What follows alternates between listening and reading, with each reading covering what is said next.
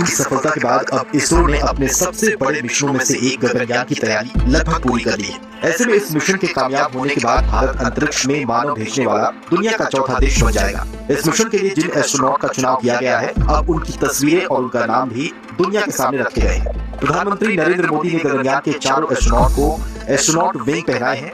ये भारतीय नौसेना के टेस्ट पायलट्स हैं। इनके नाम है ग्रुप कैप्टन प्रशांत नायर, अंगद प्रताप, अजीत कृष्ण और wing commander Shubhanshu Shukla. PM Modi ने इन चारों को दुनिया के सामने पेश किया है। ये चारों देश के हर तरह के फाइटर जेट्स को उड़ा सकते हैं। हर तरह के फाइटर जेट्स की ये कमी और उनकी खासियत भी जानते हैं। इसलिए इन चारों को गगनयान एस्ट्रोनॉट ट्रेनिंग के लिए चुना गया। इनकी रूस में ट्रेनिंग हो चुकी है। फिलहाल बेंगलुरु में एस्ट्रोनॉट ट्रेनिंग फैसिलिटी में इनकी ट्रेनिंग चल रही है। गगनयान मिशन के लिए सैकड़ों पायलटों का टेस्ट लिया गया था। इसके बाद उसमें से 12 चुने गए थे।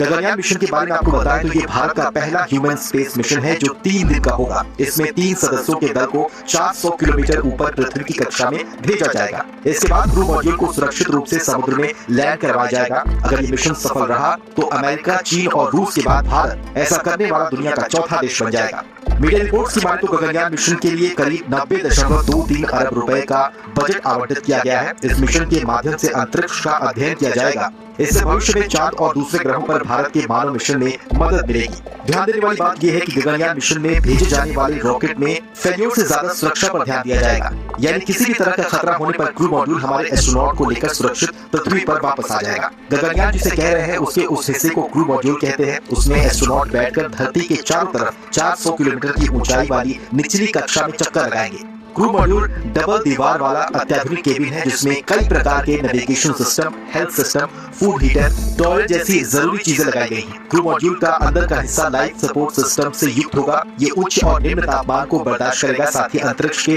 रेडिएशन से गगननॉट्स को बचाएगा। वायुमंडल से बाहर जाते समय और आते समय उसके अंदर बैठे हुए अंतरिक्ष यात्रियों को किसी प्रकार की दिक्कत ना हो।